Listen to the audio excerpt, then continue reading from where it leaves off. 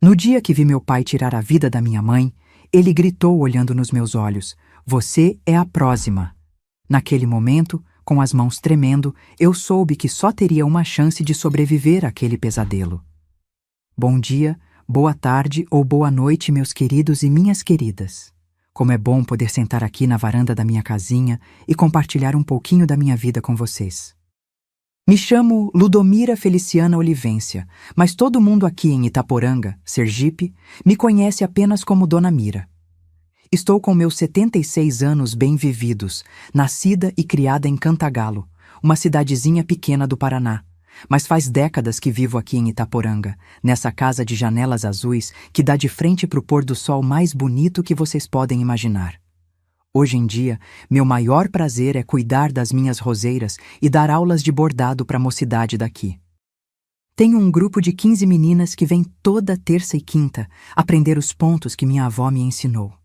É uma alegria ver como elas ficam empolgadas quando conseguem terminar uma toalha ou um guardanapo com aqueles pontinhos bem miudinhos. Também faço licor de umbu que vendo na feirinha da cidade. Todo mundo diz que é o melhor de Itaporanga, mas eu acho que é porque ponho um tantinho de cravo que faz toda a diferença. Comecei com o bordado ainda menina, quando minha avó Ermengarda me colocava sentadinha do lado dela na varanda da nossa casa em Cantagalo. Ela tinha uma paciência de anjo para me ensinar cada pontinho. Mira, ela dizia, cada ponto é como um dia da vida. Tem que fazer com cuidado porque depois que deu o nó, não tem como voltar atrás. Só fui entender o real significado dessas palavras muitos anos depois, quando a vida me ensinou do jeito mais duro. Estou sentada aqui na minha cadeira de balanço, com meu chalezinho nas costas porque o vento de setembro em Itaporanga é traiçoeiro, traz aquele friozinho que entra nos ossos de gente velha. Do meu lado está minha mesinha com um copo de chá de erva cidreira que acabei de fazer. A vista daqui dá para o meu jardinzinho, onde as rosas estão começando a abrir depois daquela chuvinha de ontem. É um cantinho de paz que construí depois de tanto sofrimento. E vocês, minhas queridas e meus queridos que estão me assistindo agora, me contem aqui nos comentários de qual cidadezinha vocês estão me assistindo e em que horinha do dia encontraram esse vídeo. Vocês estão com uma xícara de café quentinho na mão igual a mim? Ou estão deitadinhos na cama antes de dormir? Eu adoro saber de onde vocês são e como encontraram essa vovó aqui. Se gostarem da minha história, não esqueçam de deixar aquele joinha e se inscrever no canal para não perder as próximas histórias que vou contar para vocês. Sabe, hoje quero compartilhar com vocês uma história que guardei dentro do meu coração por muito tempo. Não é fácil falar sobre isso, mas sinto que chegou a hora de tirar esse peso do peito. É uma história sobre uma noite que mudou minha vida para sempre. Sobre perder tudo num piscar de olhos e encontrar força onde eu nem sabia que tinha. Sobre como, às vezes, a vida nos coloca em situações onde temos apenas segundos para tomar decisões que vão determinar todo o nosso futuro. Vou contar para vocês como foi que, aos 12 anos de idade, vi minha vida virar de cabeça para baixo numa única noite e como consegui sobreviver depois disso. É difícil voltar nessas memórias, mas talvez minha história possa dar força para alguém que esteja passando por momentos difíceis. Lembro como se fosse hoje da nossa casinha em Cantagalo, do cheirinho de pão de milho que minha mãe fazia todas as manhãs e de como tudo mudou tão depressa naquela noite de tempestade. Minha infância em Cantagalo foi simples, mas cheia de carinho, pelo menos até aquela noite. Nasci em 1949, numa casa pequena de madeira com um quintal cheio de árvores frutíferas.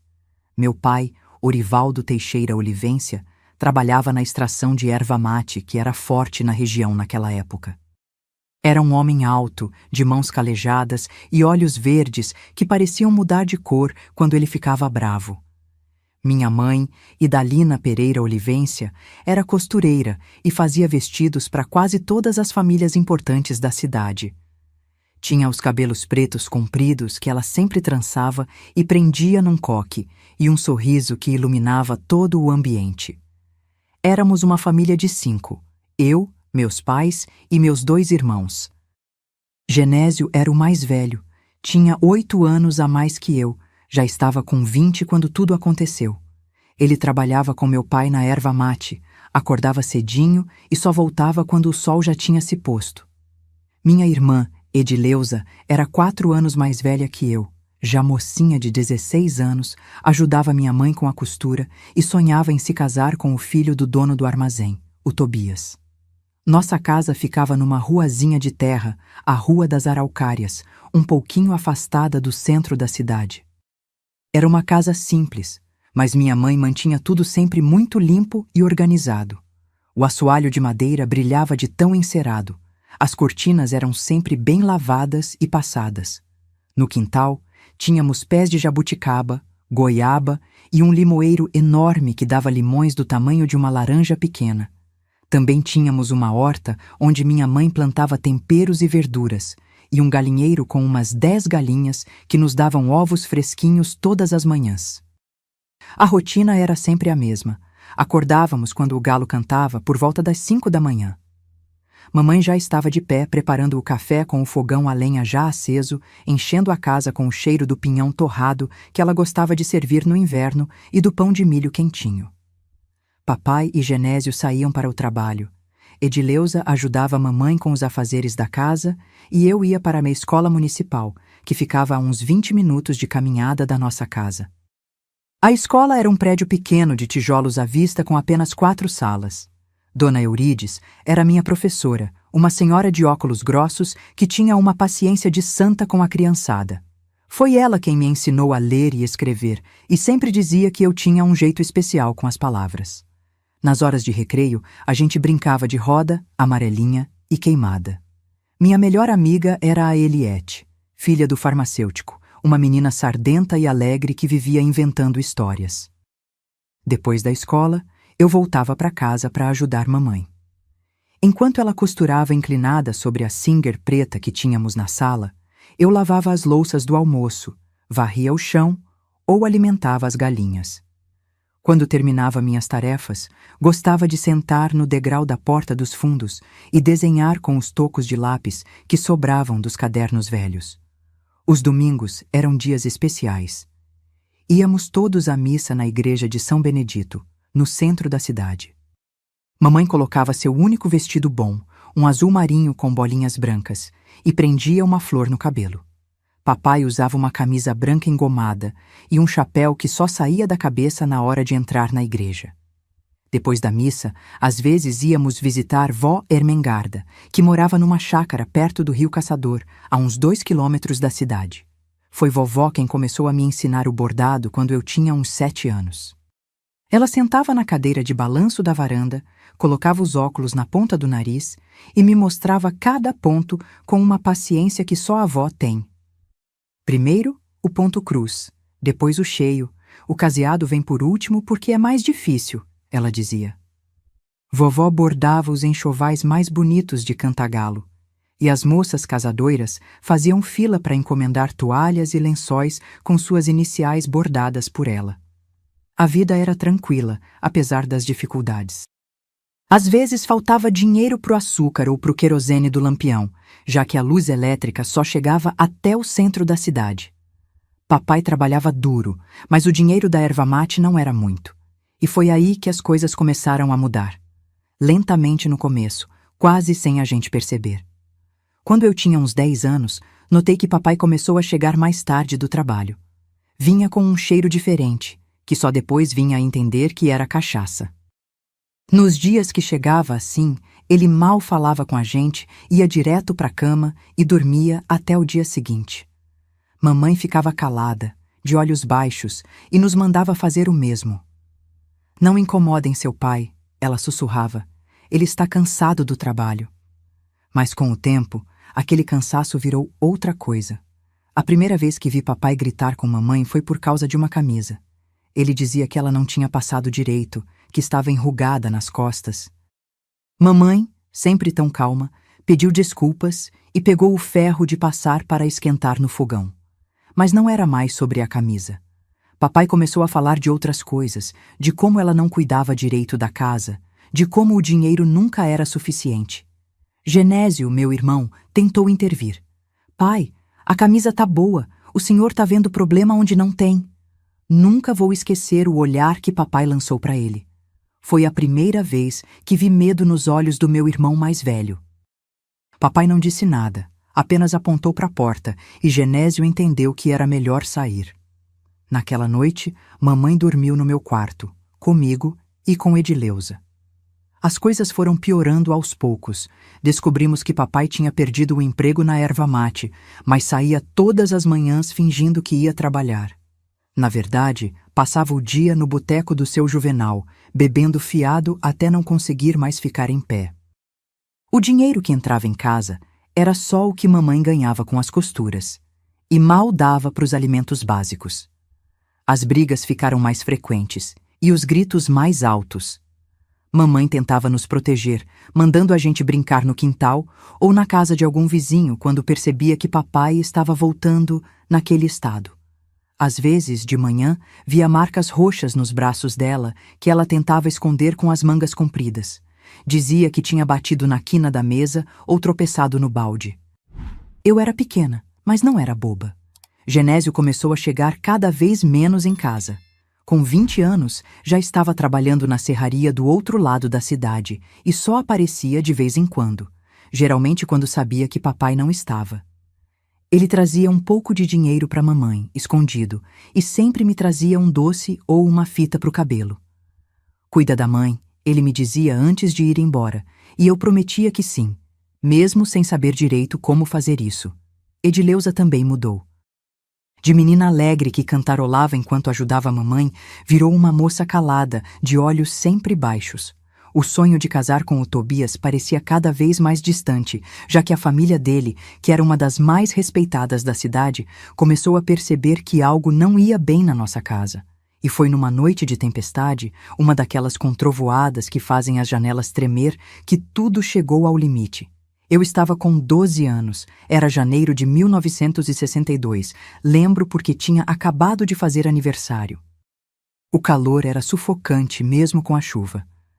Papai não tinha aparecido em casa há 2 dias. Mamãe estava preocupada, não com ele, mas com o que aconteceria quando ele voltasse. Estávamos jantando, só eu, mamãe e Edileuza, quando ouvimos os gritos no portão. Era ele, encharcado de chuva e de cachaça, gritando que ia acabar com tudo, que estávamos todos contra ele. Mamãe nos empurrou para o quarto, trancou a porta e voltou para a sala para tentar acalmar papai. Edileuza me abraçou forte e ficamos as duas encolhidas atrás da cama, ouvindo os gritos ficarem cada vez mais altos. Naquela noite, a tempestade lá fora parecia refletir o que acontecia dentro da nossa casa. Os trovões engoliam parte dos gritos, mas ainda dava para ouvir as palavras horríveis que papai dizia para mamãe. Edileuza tremia do meu lado, as mãos tapando os ouvidos. "Reza, Mira", ela sussurrava. "Reza para São Benedito proteger a mãe." De repente, ouvimos um barulho que não era nem trovão, nem grito. Era algo se quebrando, algo pesado. Depois veio o silêncio, mais assustador que qualquer grito. Edileuza e eu nos entreolhamos, nossos olhos arregalados no escuro. Ela fez sinal para eu ficar quieta e foi até a porta tentando escutar. Nada, nem um murmúrio. "Vou ver o que aconteceu", ela disse, a voz quase sumida. "Não vai", implorei, agarrando o braço dela. "É perigoso." Mas ela afastou minha mão com delicadeza. "Precisamos saber se mamãe tá bem." Edileuza destrancou a porta do quarto com cuidado, sem fazer barulho. Abriu só uma frestinha e espiou. Depois virou para mim, o rosto pálido como cera. "Fica aqui. Não sai por nada, me entendeu? Por nada." Ela saiu e fechou a porta atrás dela. Fiquei sozinha no quarto escuro, abraçada aos joelhos, ouvindo meu coração bater tão alto que parecia que ia sair pela boca. Contei até 100, depois de novo, e de novo. Edileuza não voltava.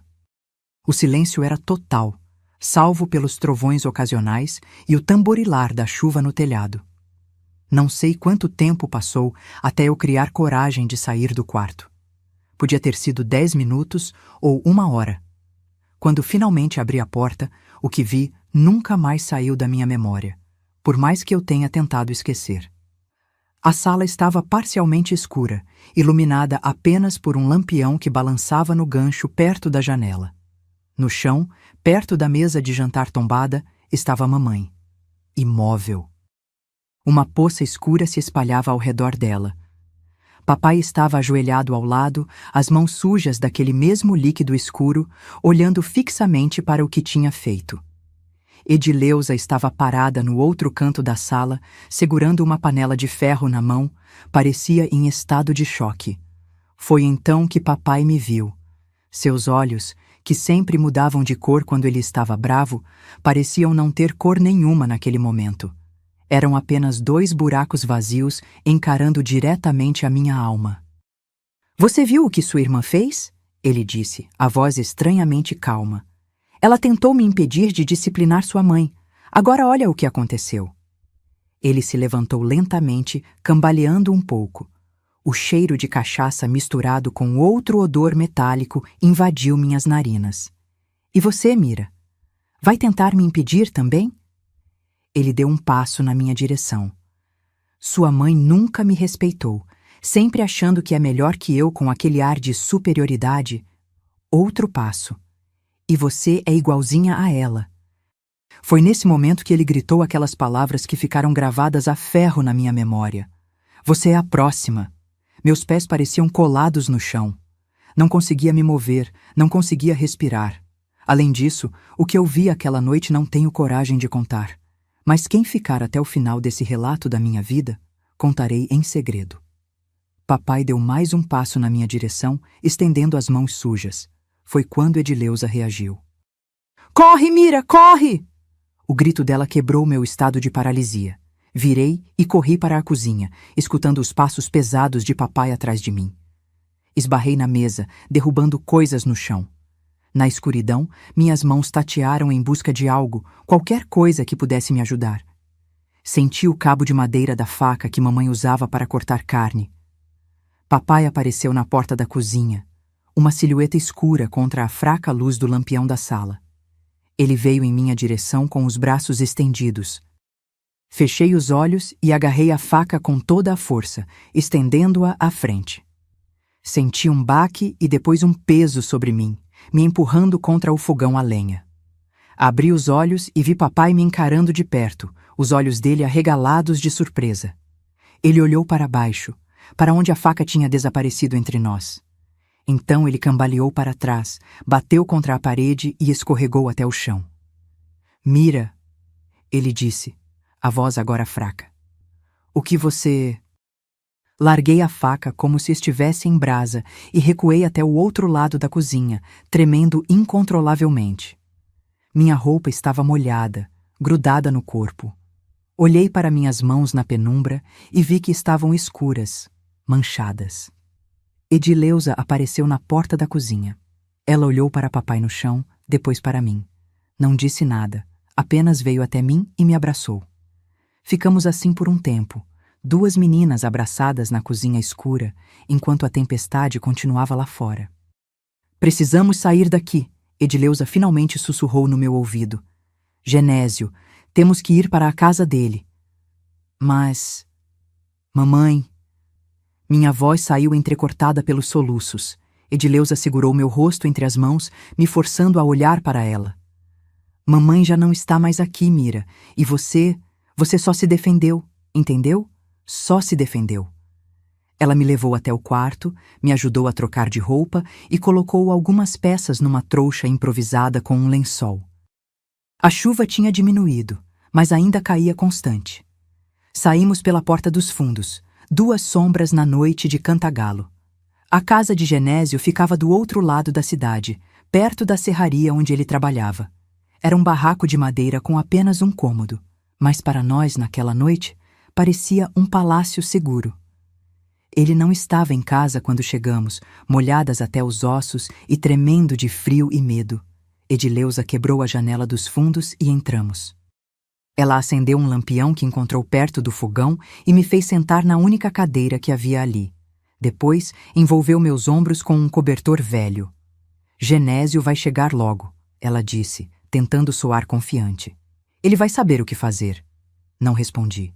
Tinha a impressão de que nunca mais conseguiria falar. Minha garganta parecia fechada por um nó impossível de desatar. Minhas mãos não paravam de tremer, não importava quanto eu tentasse controlá-las. Genésio chegou quase 1 hora depois. Entrou sacudindo a água da chuva do casaco e parou ao nos ver ali. Bastou um olhar para Edileuza e ele entendeu que algo terrível tinha acontecido. "Cadê mamãe?"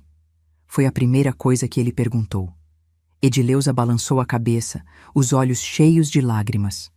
"Papai, ele..." Ela não conseguiu terminar. "E ele?"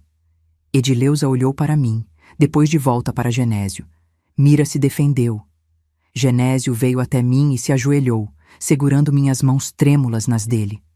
"Olha para mim, Mira." Obedeci, erguendo os olhos para o rosto do meu irmão. "Você não fez nada de errado, entendeu? Nada. Foi ele quem começou tudo isso.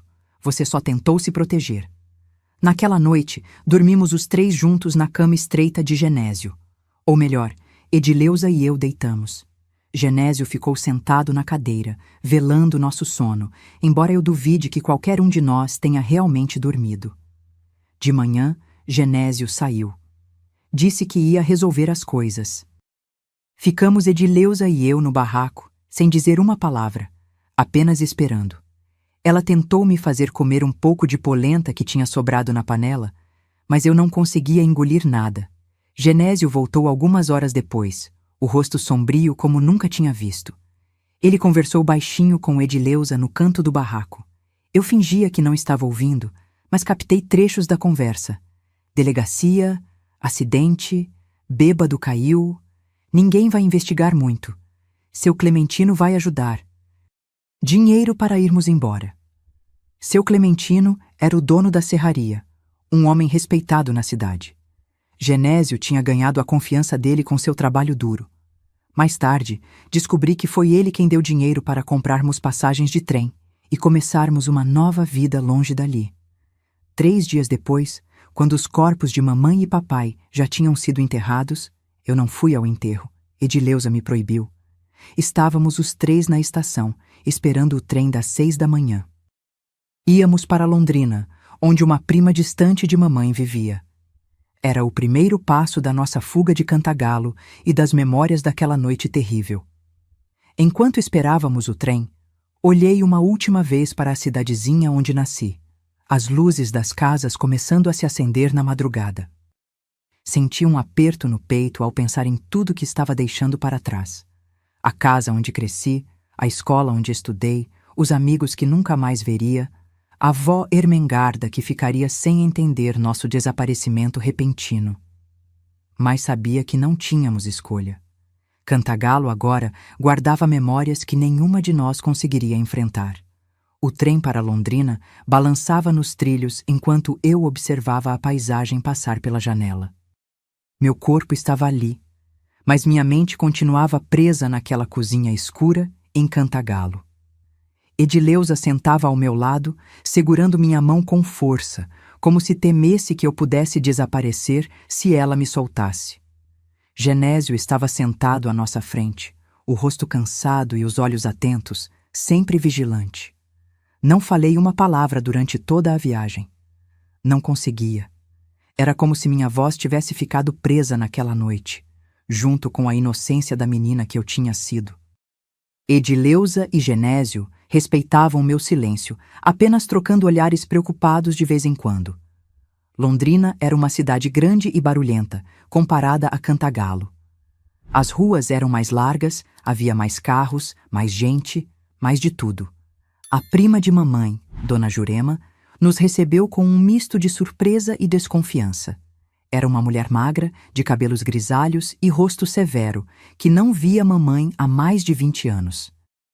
Genésio contou a ela uma versão modificada dos acontecimentos, que nossos pais tinham morrido num acidente e que precisávamos de um lugar para ficar até nos estabelecermos. "Não tenho muito espaço", ela disse, olhando para o pequeno apartamento de 2 quartos onde vivia sozinha desde que o marido tinha morrido. "Mas podem ficar por um tempo." Aquele tempo acabou sendo apenas 3 meses. Dona Jurema não era uma pessoa ruim, mas sua vida solitária de viúva não se adaptava bem à presença repentina de 3 jovens. Genésio logo conseguiu trabalho numa fábrica de móveis, graças à experiência que tinha na serraria. Edileuza arranjou um emprego como balconista numa loja de tecidos. Eu, com meus 12 anos recém-completados, fui matriculada na escola municipal, mas raramente conseguia prestar atenção nas aulas.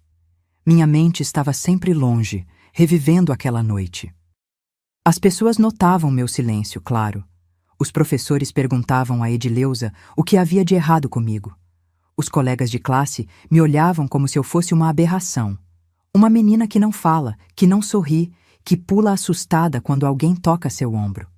Os cochichos me seguiam pelos corredores. É muda. Aconteceu alguma coisa com ela. Dizem que viu os pais morrerem. Aos poucos, as palavras começaram a voltar, mas não do jeito normal.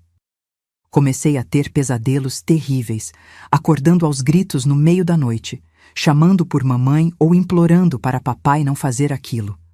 Edileuza vinha correndo me abraçar, enquanto Dona Jurema reclamava que não conseguia dormir com aquela gritaria. Foi depois de um desses episódios, quando Dona Jurema sugeriu que talvez eu precisasse de um lugar especial para crianças perturbadas, que Genésio decidiu que precisávamos seguir em frente. Ele já tinha juntado algum dinheiro do trabalho na fábrica e Edileuza também tinha suas economias. Vamos para São Paulo, Genésio anunciou uma noite, depois que Dona Jurema tinha ido dormir. Lá é grande, ninguém nos conhece e tem mais oportunidades.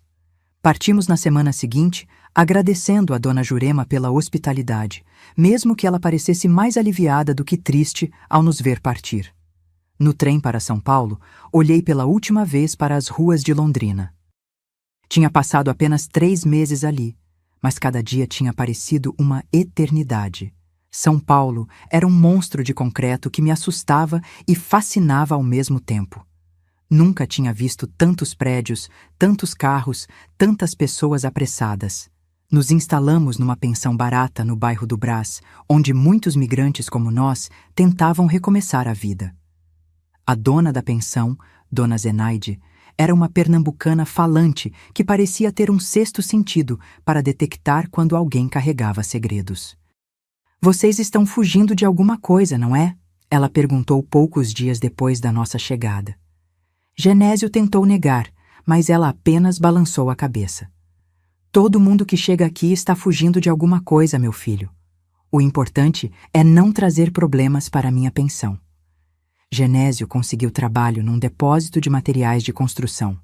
Edileuza foi contratada como ajudante numa confecção de roupas, graças às habilidades de costura que tinha aprendido com mamãe. E eu, agora com quase 13 anos, deveria ter voltado para a escola, mas não conseguia.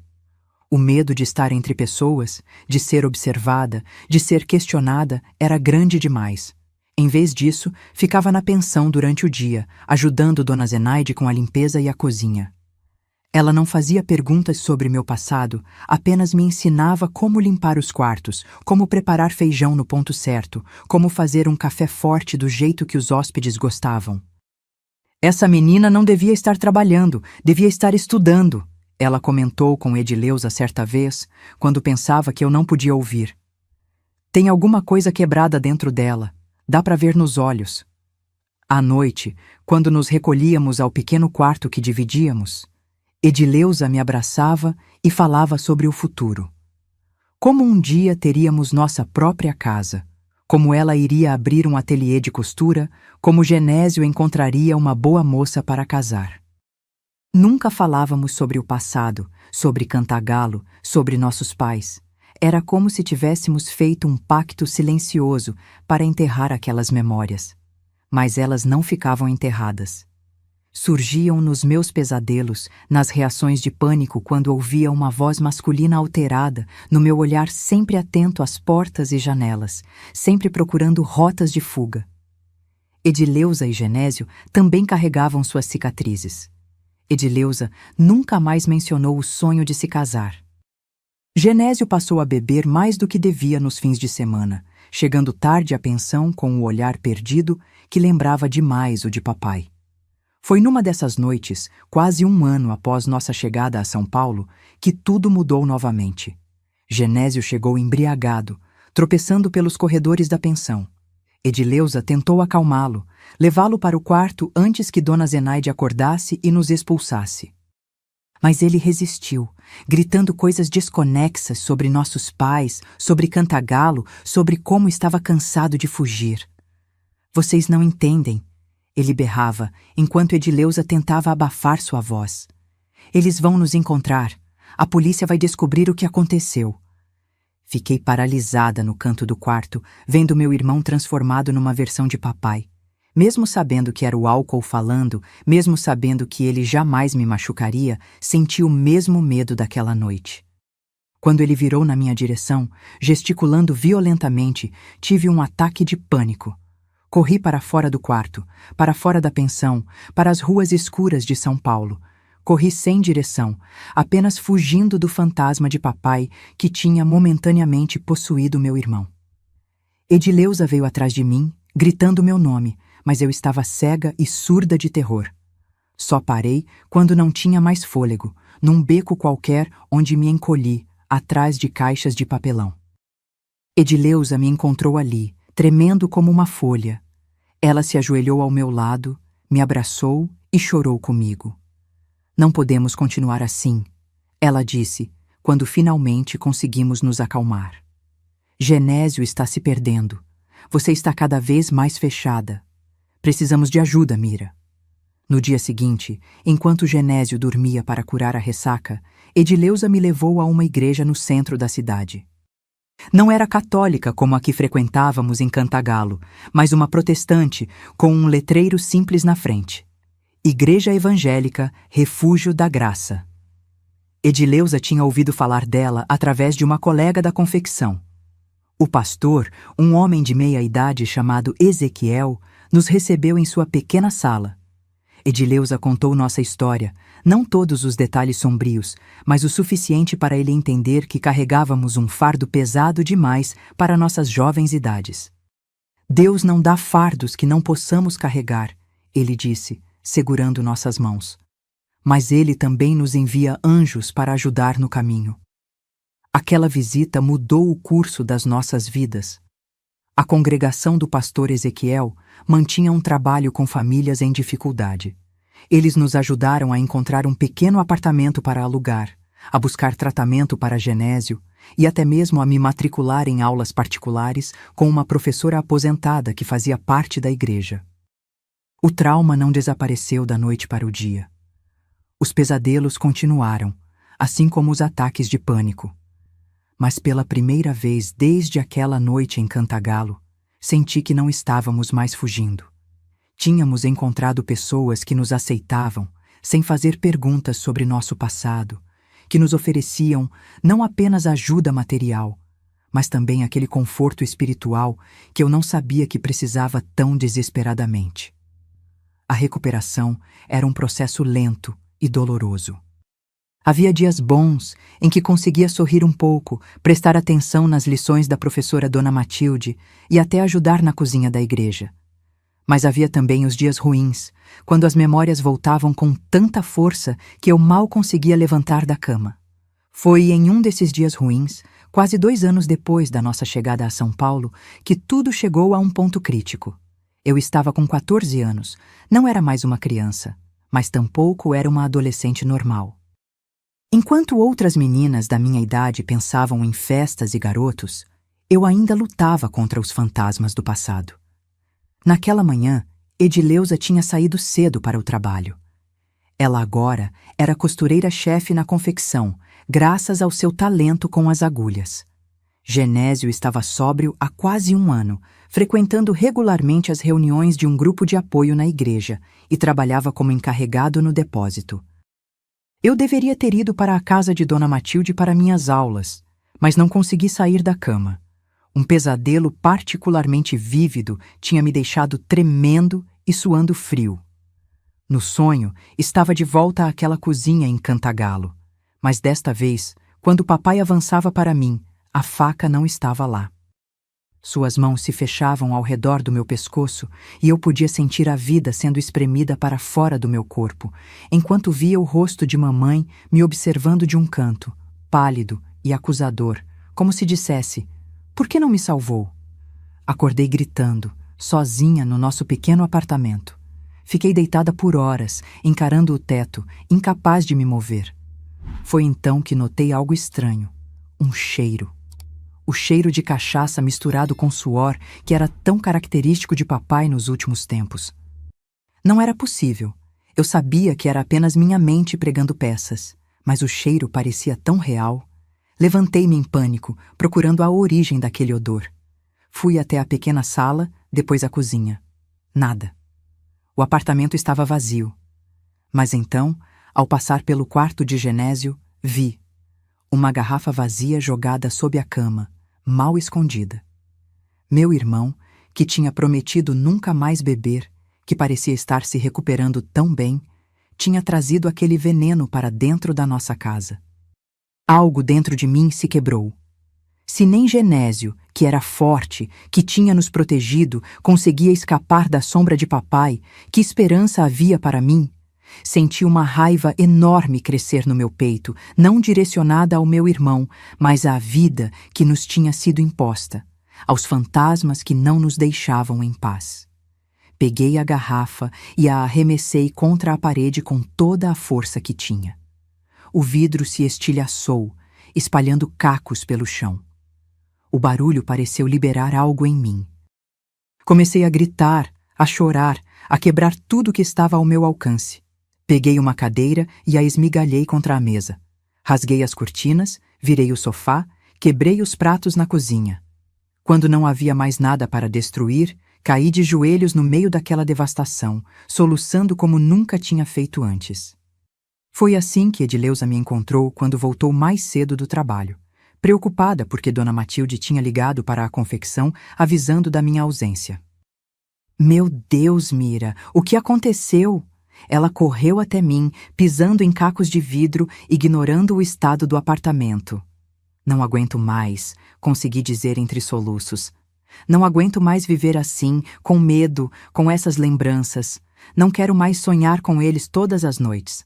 Não quero mais ver o rosto de mamãe me acusando. Não quero mais sentir o cheiro de papai. Quero que tudo acabe. Edileuza me abraçou forte, me embalando como fazia quando eu era pequena. Mira, minha irmãzinha, você não tem culpa de nada do que aconteceu. Você só se defendeu. Se você não tivesse feito o que fez, ele teria matado você também, como fez com mamãe. Mas e se... Hesitei, finalmente verbalizando o pensamento que me atormentava há anos.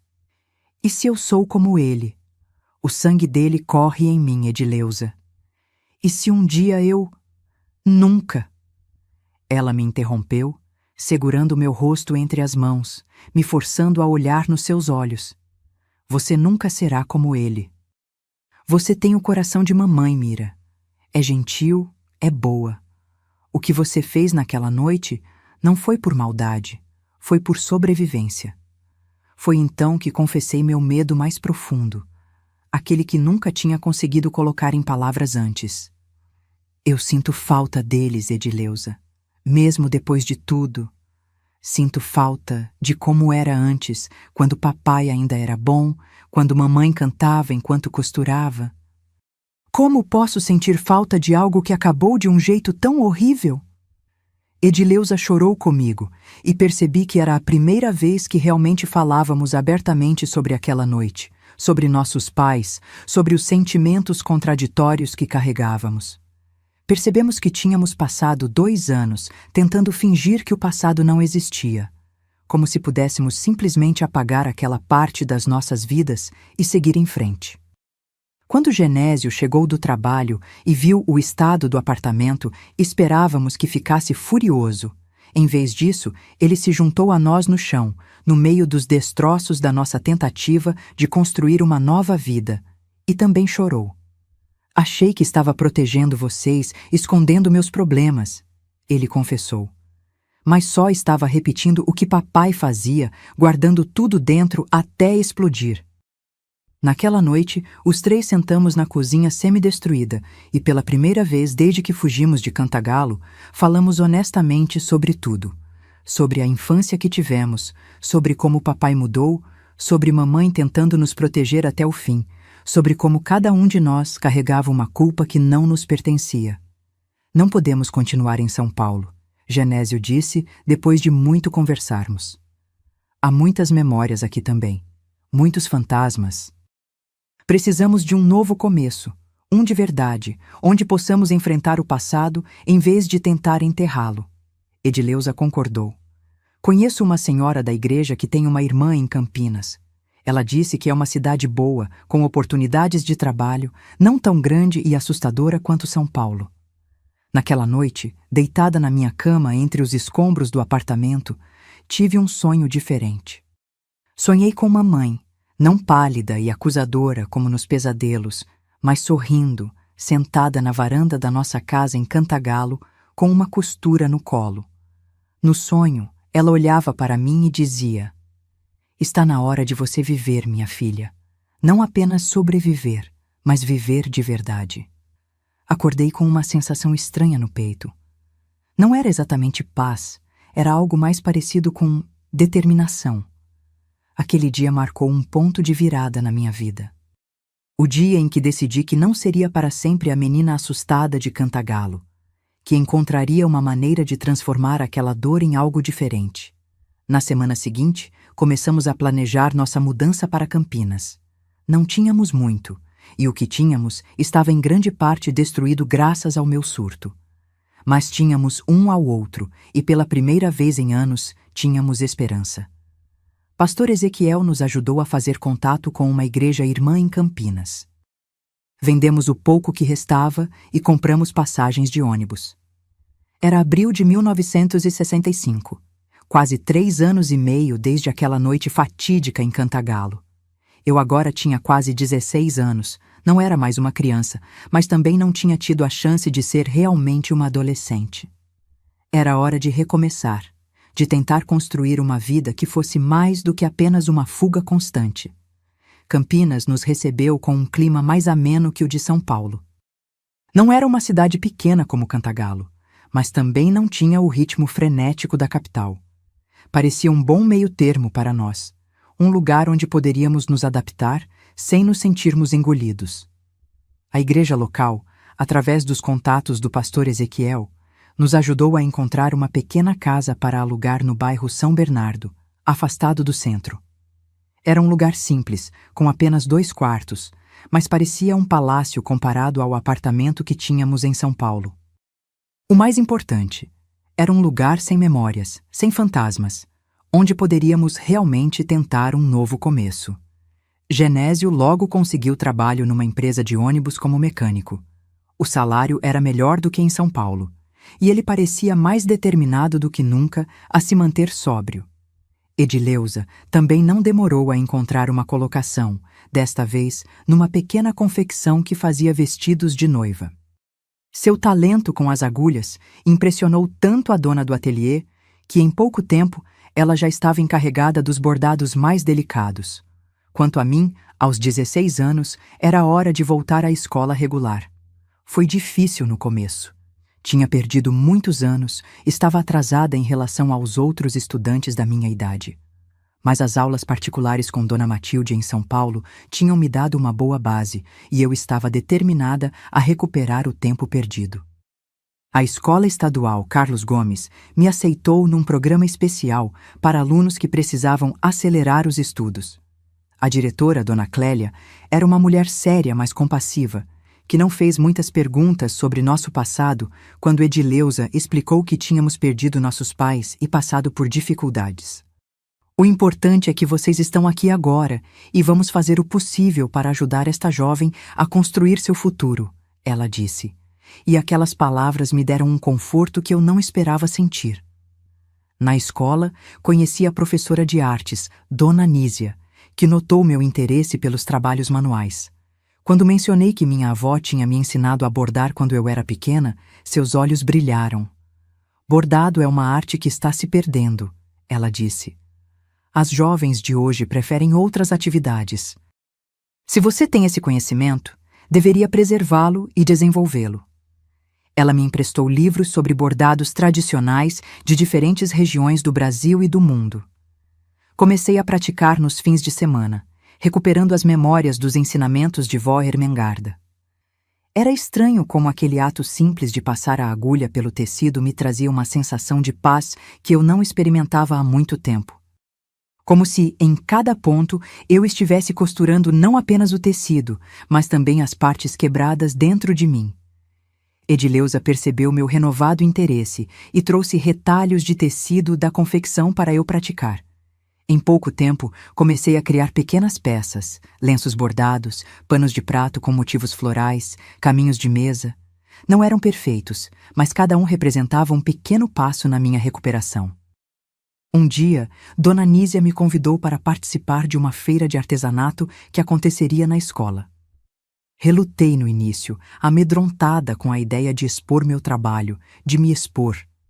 Mas ela insistiu, dizendo que tinha organizado um espaço especial para mim e algumas outras alunas que faziam trabalhos manuais.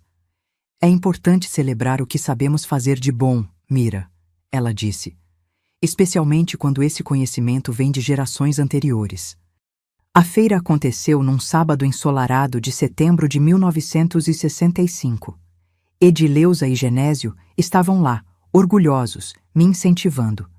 Montei uma pequena mesa com os trabalhos que tinha feito nos últimos meses. Para minha surpresa, várias pessoas pararam para olhar, elogiaram os pontos, perguntaram se as peças estavam à venda. Não estavam, eu não tinha pensado nisso, mas a experiência plantou uma semente na minha cabeça. Foi nessa feira que conheci Dona Quirina, uma senhora de uns 70 anos que usava um lenço colorido na cabeça e tinha mãos deformadas pela artrite. Ela se aproximou da minha mesa, examinou cada peça com olhos críticos e finalmente disse: "Você tem o dom, menina. Aprendeu com quem?" Minha avó começou a me ensinar. Respondi timidamente. Mas ela ficou para trás quando nos mudamos. Dona Quirina assentiu, como se entendesse muito mais do que eu tinha dito. Tenho um grupo de bordadeiras que se reúne na minha casa toda quarta-feira. Mulheres mais velhas, na maioria, tentando manter viva a tradição. Você deveria vir. Aceitei o convite mais por educação do que por convicção. Não imaginava que aquela simples visita mudaria o curso da minha vida. A casa de Dona Quirina ficava numa rua tranquila, do bairro Cambuí. Era uma construção antiga, com um jardim bem cuidado na frente e uma varanda ampla nos fundos, onde 6 ou 7 senhoras se reuniam em torno de uma grande mesa, cada uma com seu bastidor. No início, elas me olharam com curiosidade. Eu era, de longe, a mais jovem ali. Mas Dona Quirina me apresentou com entusiasmo. Esta é a Mira, a jovem de quem falei. Tem mãos abençoadas para o bordado. Sentei-me timidamente no lugar que me indicaram e tirei da bolsa o pequeno bastidor com o trabalho que estava fazendo. Um pano de bandeja com um padrão de violetas que tinha copiado de um dos livros emprestados por Dona Nísia. As senhoras se aproximaram para ver, fazendo comentários técnicos sobre os pontos, a escolha das cores, a tensão da linha. "Não é perfeito", murmurei, envergonhada sob o escrutínio de tantos olhos experientes. "Perfeição é para máquinas, minha filha", respondeu Dona Isaura, uma senhora de cabelos brancos como a neve. O charme do bordado feito à mão está justamente nas pequenas imperfeições que contam a história de quem o fez. Aquela tarde foi uma revelação. Passei horas ouvindo as histórias daquelas mulheres, aprendendo técnicas que não estavam em nenhum livro, segredos passados de geração em geração. Quando voltei para casa, sentia-me estranhamente leve, como se tivesse encontrado um pedaço de mim mesma que estava perdido. "Como foi?" Edileuza perguntou, notando algo diferente no meu semblante. Foi como se eu estivesse com a avó Ermengarda de novo", respondi, e minha voz embargou ao dizer isso. Era a primeira vez em anos que conseguia falar da minha avó sem sentir aquela dor aguda no peito. Comecei a frequentar regularmente as reuniões na casa de Dona Quirina. As senhoras me tomaram sob suas asas, cada uma me ensinando sua especialidade. Dona Isaura era especialista em ponto cruz, Dona Celestina dominava o bordado Richelieu, Dona Teolinda fazia um crivo que parecia rendas de bilros, e a própria Dona Quirina era mestra no bordado a matiz, com seus degradês perfeitos. Mais do que técnicas, elas me ensinavam sobre a vida. Todas tinham suas próprias histórias de dor e superação. Dona Quirina tinha perdido o marido e 2 filhos num acidente de trem. Dona Isaura tinha criado 6 filhos sozinha após ser abandonada pelo marido. Dona Celestina tinha sobrevivido a um câncer que tinha deixado marcas visíveis no seu corpo. E todas encontravam no bordado não apenas uma forma de expressão artística, mas também uma terapia, uma maneira de transformar a dor em beleza. Em outubro daquele mesmo ano, Dona Quirina me fez uma proposta que mudaria minha vida. Estamos recebendo mais encomendas do que conseguimos atender. Você gostaria de trabalhar conosco? Pagaríamos por peça? Era uma oportunidade que não podia recusar. Além de continuar meus estudos acelerados pela manhã, comecei a dedicar as tardes ao bordado. Edileuza ficou radiante com a notícia. Viu só? O dom que a avó Ermengarda te passou está abrindo portas para você. Foi um período de transformação intensa. À medida que me dedicava ao bordado, sentia que cada ponto ajudava a curar uma ferida interna. As memórias dolorosas não desapareceram, mas pareciam menos agudas, como se estivessem sendo suavizadas, assim como as cores de um tecido exposto ao sol por muito tempo. Na escola, também progredia rapidamente. Os professores notavam minha dedicação, minha sede de aprender. Em 1967, aos 18 anos, consegui concluir o ginásio, equivalente ao ensino fundamental hoje. Foi uma vitória enorme para alguém que tinha ficado tanto tempo fora da escola. Genésio e Edileuza estavam na formatura, aplaudindo mais alto que todos quando recebi o certificado. Meu irmão, agora com 26 anos, tinha se estabelecido na empresa de ônibus, sendo promovido a chefe de mecânicos. Edileuza, com 22, era respeitada no ateliê onde trabalhava, criando os bordados mais elaborados para vestidos de noivas da alta sociedade de Campinas. Tínhamos conseguido construir uma vida estável e digna. Não era luxuosa, mas era nossa, conquistada com trabalho honesto e determinação. Mais importante, era uma vida sem segredos entre nós. Tínhamos aprendido a falar abertamente sobre o passado, a reconhecer os gatilhos que podiam nos levar de volta àquela noite terrível, a nos apoiar mutuamente nos momentos difíceis. A reviravolta mais significativa, porém, aconteceu em 1968, quando Dona Quirina anunciou que estava se mudando para Itaporanga, em Sergipe, para morar com sua única filha que tinha se casado com um médico da região. E o que vai acontecer com o nosso grupo? Perguntei, preocupada com a possibilidade de perder aquele porto seguro que tinha se tornado tão importante para mim. É por isso que quero conversar com você, Mira, ela respondeu, segurando minhas mãos nas suas, nodosas pela artrite. Você é jovem, tem talento e paixão por esse trabalho. As outras senhoras já estão em idade avançada, algumas com a saúde frágil. Alguém precisa continuar o que começamos, preservar esse conhecimento, passá-lo adiante. Não entendi de imediato o que ela estava propondo. Achei que queria que eu assumisse a liderança do grupo em Campinas, mas Dona Quirina tinha algo mais ousado em mente. Venha comigo para Itaporanga, ela disse. Minha filha tem uma casa grande, com espaço para montar um ateliê. Você poderia morar conosco por um tempo, até se estabelecer. Itaporanga é uma cidade pequena, mas está crescendo. Não há ninguém lá com seu talento para o bordado, e as famílias mais abastadas da região valorizam esse tipo de trabalho para enxovais de casamento e batizado. A proposta me pegou completamente de surpresa. Mudar-me para o outro lado do país? Deixar Genésio e Edileuza, minha única família? Era assustador pensar nisso, mas ao mesmo tempo senti uma inexplicável empolgação com a ideia. Seria, talvez, a oportunidade de realmente construir algo meu, de definir quem era Mira Olivência para além da tragédia que tinha marcado minha vida.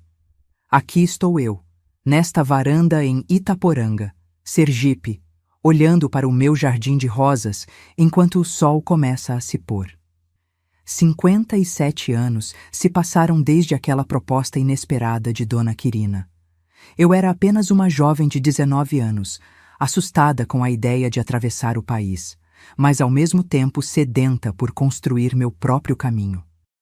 A decisão de vir para Itaporanga não foi fácil. Genésio e Edileuza, a princípio, ficaram devastados com a possibilidade da separação. Éramos mais do que irmãos. Éramos sobreviventes de uma mesma tempestade, companheiros de uma jornada dolorosa. Mas eles também entenderam que eu precisava dessa oportunidade. Você merece ter sua própria vida, Mira, Edileuza me disse, segurando minhas mãos. Não pode ficar para sempre à sombra do que aconteceu em Cantagalo.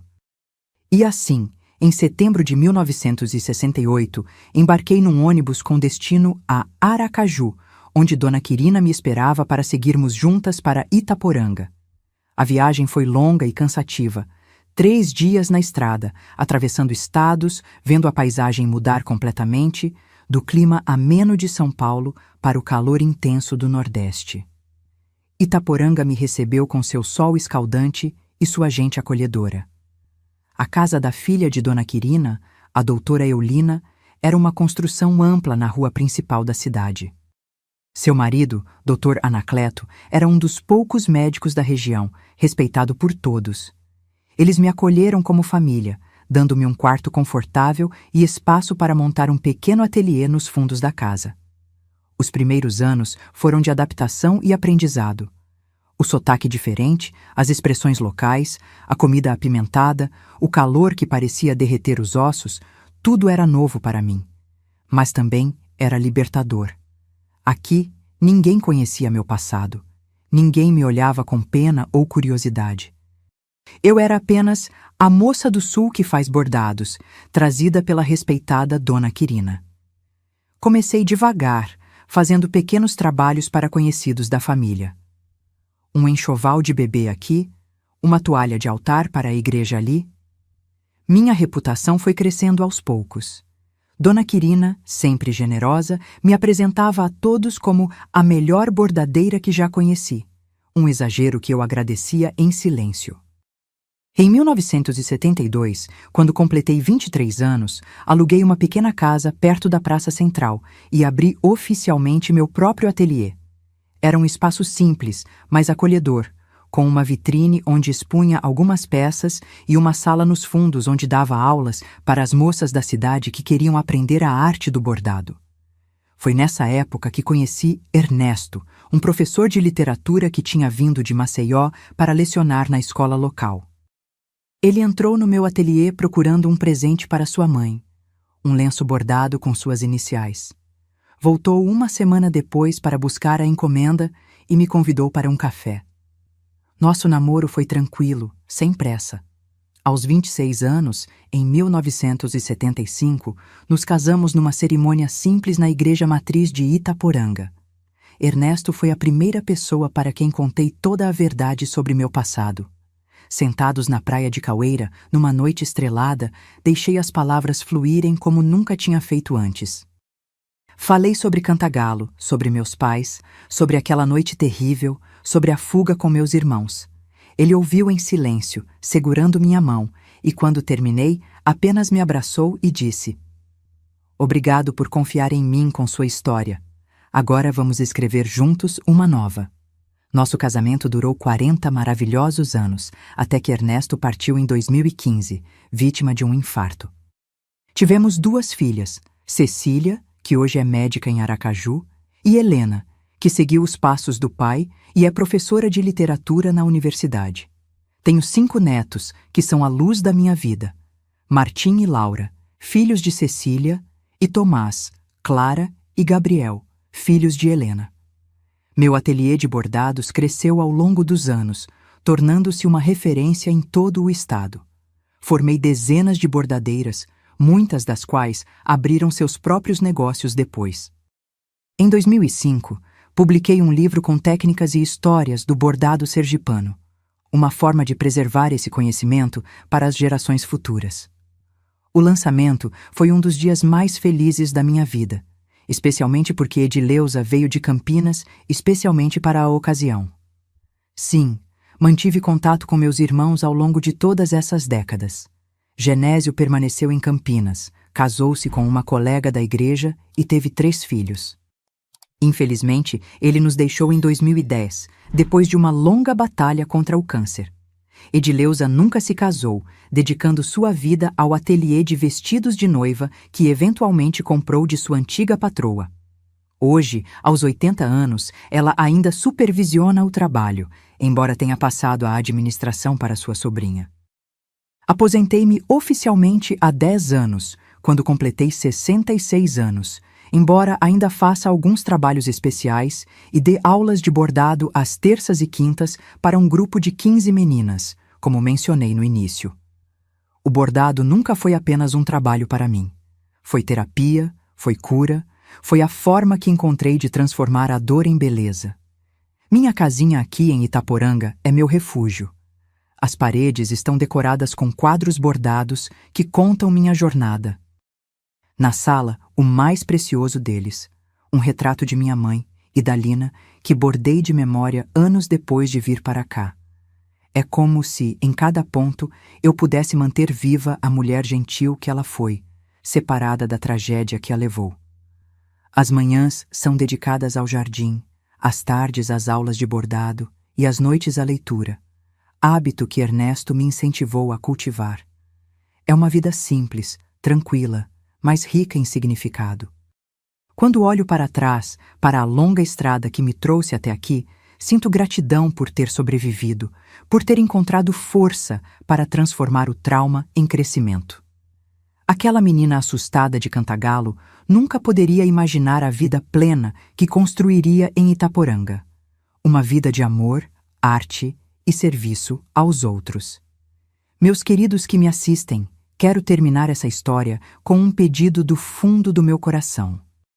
Se você conhece alguém que está passando por situações difíceis, por violência dentro de casa, estenda sua mão. Às vezes, tudo que uma pessoa precisa é saber que não está sozinha, que existe uma saída, que existe um amanhã depois da tempestade. Se você mesmo está vivendo num ambiente de medo e agressão, saiba que você merece mais. Você merece paz, respeito e segurança. Busque ajuda.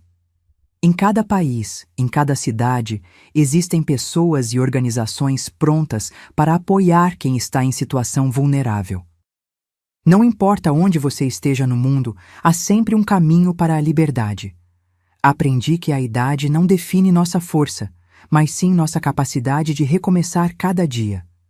Quando saí de Cantagalo naquela madrugada, achei que minha vida tinha acabado antes mesmo de começar. Como poderia uma menina de 12 anos, marcada por uma tragédia tão grande, encontrar um futuro? Mas a vida tem um jeito curioso de abrir portas quando pensamos que todos os caminhos estão fechados. Minhas rugas são mapas de sobrevivência. Cada uma conta uma história de dor superada.